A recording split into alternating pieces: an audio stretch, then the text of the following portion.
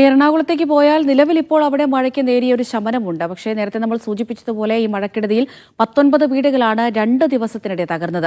336 വീടുകൾക്ക് നാശനഷ്ടമുണ്ടായി. തൊടുപുഴ, മൂവാറ്റുപുഴ, പെരിയാർ നദികളിൽ ജലനിരപ്പ് ഉയർന്ന നിലയിലാണ്. കൊച്ചി, പറവൂർ താലൂക്കുകളിൽ ദുരിതാശ്വാസ ക്യാമ്പും തുറന്നിട്ടുണ്ട്. സിജോ വർഗീസ് വിവരങ്ങൾ നൽകും അവിടെ നിന്ന്. സിജോ, ഈ സൂചിപ്പിച്ചതുപോലെ 2 ദിവസത്തിനിടെ 19 വീടുകളാണ് തകർന്നിരിക്കുന്നത്. നേരത്തെ അല്പസമയം മുമ്പ് ലൈവ് തന്നപ്പോഴും അവിടെ നമ്മൾ കണ്ടു, അവരുടെ കാര്യങ്ങളൊക്കെ കേട്ടിട്ടുണ്ടായിരുന്നു. ആളുകളെ മാറ്റിപ്പാർപ്പിക്കേണ്ട ഒരു ഘട്ടത്തിലേക്ക് കടക്കുകയാണോ സിജോ?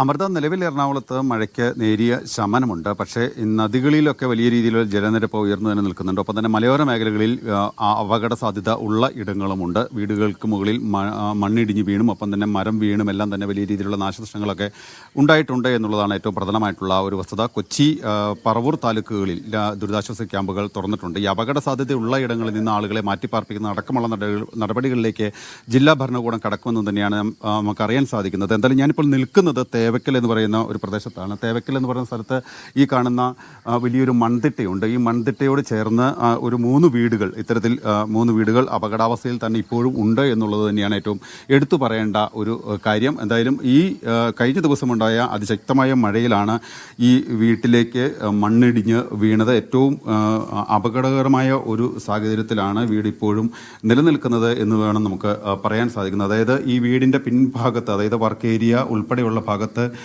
അതുപോലെ തന്നെ ഒരു അടുക്കളയിലേക്ക് ആ കതകെല്ലാം തകർത്ത മണ്ണും കല്ലും എല്ലാം തന്നെ ഉള്ളിലേക്ക് പതിച്ചിരിക്കുന്നു എന്നുള്ളത് തന്നെയാണ് നമുക്ക് കാണാൻ കഴിയുന്ന, ഈ ദൃശ്യങ്ങളിൽ കാണാൻ കഴിയുന്നത്. എന്തായാലും ഈ വീട്ടിലെ ചേച്ചി ഇപ്പോൾ നമ്മോടൊപ്പം ചേച്ചി, എപ്പോഴായിരുന്നു സംഭവം ഉണ്ടായത്? ഇന്നലെ 2:30 കഴിഞ്ഞപ്പോഴാണ് സംഭവം ഉണ്ടായത്. അപ്പം ചേട്ടൻ മാത്രമേ ഉണ്ടായുള്ളൂ, ജോലി ഇല്ലാണ്ട് വന്ന് ഇവിടെ കിടക്കണായിരുന്നു കട്ടിലുമേല്. അപ്പോഴൊരു സൗണ്ട് കേട്ടപ്പോൾ തന്നെ എഴുന്നേറ്റ് ഓടല്ല, ആ ഭിത്തി ഇങ്ങോട്ട് അപ്പുറത്തെ മുറിയിലെ കട്ടിലിൻ്റെ ആ സൈഡിലെ ഭിത്തി ഇങ്ങോട്ട് മറിഞ്ഞ് വീഴുകയാണ് ചെയ്തത്. ഭാഗ്യത്തിന് രക്ഷപ്പെട്ടൊന്നും സംഭവിച്ചില്ല ചേട്ടന്.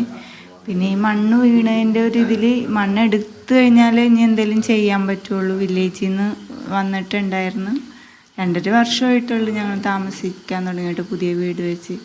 കടങ്ങളൊക്കെ ആയിട്ട്, ലോണും കടമൊക്കെ ആയിട്ട് നടക്കുകയായിരുന്നു. അതിൻ്റെ ഇടയിൽ ഇങ്ങനെ വന്നു. അപ്പോൾ ഇത് വില്ലേജിൽ നിന്ന് അവർ വന്നിട്ട് ഞങ്ങളോട് മാറി താമസിക്കാൻ പറഞ്ഞു. അപ്പോൾ പെട്ടെന്ന് മാറാനായിട്ട് ചേച്ചിയൊക്കെ അടുത്തുള്ളതുകൊണ്ട് ചേച്ചിയുടെ വീട്ടിലോട്ടാണ് മാറിയത്. ഇനിയിപ്പം ഇതൊക്കെ എടുത്ത് മാറ്റാം എന്ന് അവർ പറഞ്ഞിട്ടുണ്ട്. വില്ലേജിൽ നാളെ കൊണ്ടുപോയി കൊടുത്തിട്ട് അത് മാറ്റാനുള്ള എന്തെങ്കിലും ചെയ്യാമെന്നാണ് പറഞ്ഞേക്കണത്.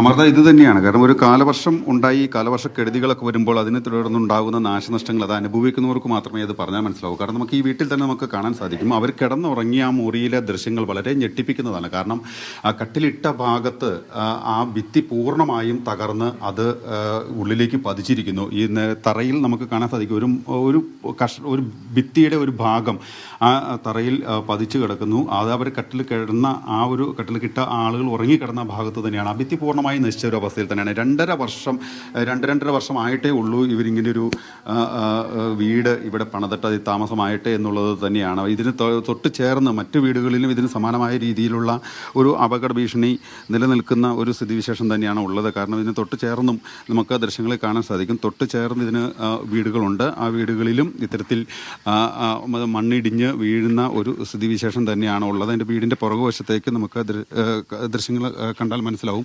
ഇതിനോട് ചേർന്ന് തന്നെയുള്ളൊരു വീട്, 2 വീടുകൾ ചേർന്ന് തന്നെയാണ്. ആ വീടിന് ചേർന്ന് തന്നെ മണ്ണ് ഇടിഞ്ഞ് വീണ് നിൽക്കുന്ന ഒരവസ്ഥ. ഏതാനും മാസങ്ങൾക്ക് മുമ്പായി ഈ ചേർന്നുള്ള വീട്ടിൽ പിൻഭാഗത്തും ഇതിന് മണ്ണിടിഞ്ഞ് വീണിരുന്നു. ആ മണ്ണിടിഞ്ഞ് വീഴുന്ന അവിടെ വർക്ക് ഏരിയ ഉൾപ്പെടെ നശിച്ചു പോയി എന്നുള്ളതാണ് ഈ വീട്ടുകാർ ഉൾപ്പെടെയുള്ളവർ പറയുന്നത്. എന്തായാലും ഇത്തരത്തിൽ കെടുതികൾ രൂക്ഷമായി തന്നെ തുടരുന്ന ഒരു സ്ഥിതിവിശേഷമാണ്.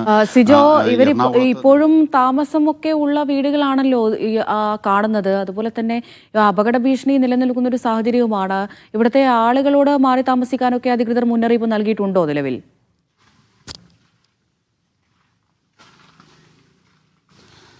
നിലവിൽ ആളുകളോട് മാറി താമസിക്കാനുള്ള ഒരു നിർദ്ദേശം നൽകിയിട്ടുണ്ട് അമൃത. കാരണം ഈ ഭാഗത്ത് ഇപ്പോഴും ഈ 2 വീടുകൾ എന്ന് പറയുന്ന അല്ലെങ്കിൽ 2-3 വീടുകൾ ഈ പ്രദേശത്തുള്ള വീടുകൾ അത് അപകട ഭീഷണി ഉള്ള അവസ്ഥയിൽ തന്നെയാണ് നിൽക്കുന്നത്. ഇപ്പോഴും ഏത് നിമിഷവും ഈ വീടിന് പിന്നിൽ നിന്ന് മണ്ണ് വീണ്ടും ഇടിഞ്ഞു വീഴാനുള്ള ഒരു സാഹചര്യം ഉണ്ട്. മുകളിൽ മരങ്ങളുണ്ട്. അതിന് മുകൾ ഭാഗത്തായി വീണ്ടും കുറേ വീടുകൾ കൂടി ഉണ്ട് എന്നുള്ളതാണ് നമുക്ക് ദൃശ്യങ്ങളിൽ നിന്ന് തന്നെ മനസ്സിലാക്കാൻ സാധിക്കുന്നത്. അവൻ്റെ സമീപത്തായി ഒട്ടനവധി വീടുകളുണ്ട്. അതുകൊണ്ട് തന്നെ ഈ ഭാഗത്തുനിന്ന് ആളുകളോട് ഒരു സുരക്ഷാ മുൻകരുതലിൻ്റെ ഭാഗമായി ഇവിടെ നിന്ന് മാറി താമസിക്കണമെന്നൊരു നിർദ്ദേശം നൽകിയിട്ടുണ്ട്. ഇതുമായി ബന്ധപ്പെട്ടുള്ള മറ്റ് നടപടികളിലേക്ക് അധികൃതർ കടക്കുമെന്ന് തന്നെയാണ് നമുക്ക് മനസ്സിലാക്കാൻ സാധിക്കുന്നത്. എന്തായാലും ഈ മഴ ഇപ്പോൾ മഴയ്ക്ക് ഒരു ശമനമുണ്ട്. ഇടവിട്ട മഴ പെയ്യുന്ന ഒരു സ്ഥിതിവിശേഷമുണ്ട്. മഴ ശക്തമായി ഒരു മണിക്കൂർ മഴ ശക്തമായി പെയ്താൽ എറണാകുളം നഗരത്തിലെ പലയിടങ്ങളിലും വെള്ളക്കെട്ടുകൾ രൂക്ഷമാകും, ഗതാഗത തടസ്സമുണ്ടാകും. ഒപ്പം തന്നെ വീടുകൾക്ക് മുകളിലേക്കൊക്കെ മണ്ണിടിഞ്ഞും മരം വീണും ഒക്കെ നാശനഷ്ടങ്ങൾ ഉണ്ടായിക്കൊണ്ടിരിക്കുന്നു. നദികളിൽ ജലനിരപ്പ് ഉയർന്ന അവസ്ഥയിൽ തന്നെയാണ്. ഭൂതത്താൻകെട്ട്, മലങ്കര ഡാമുകളുടെ ഷട്ടറുകൾ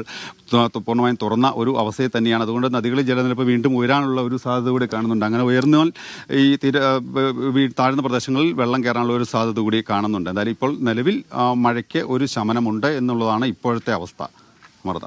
ശരി സിജോ.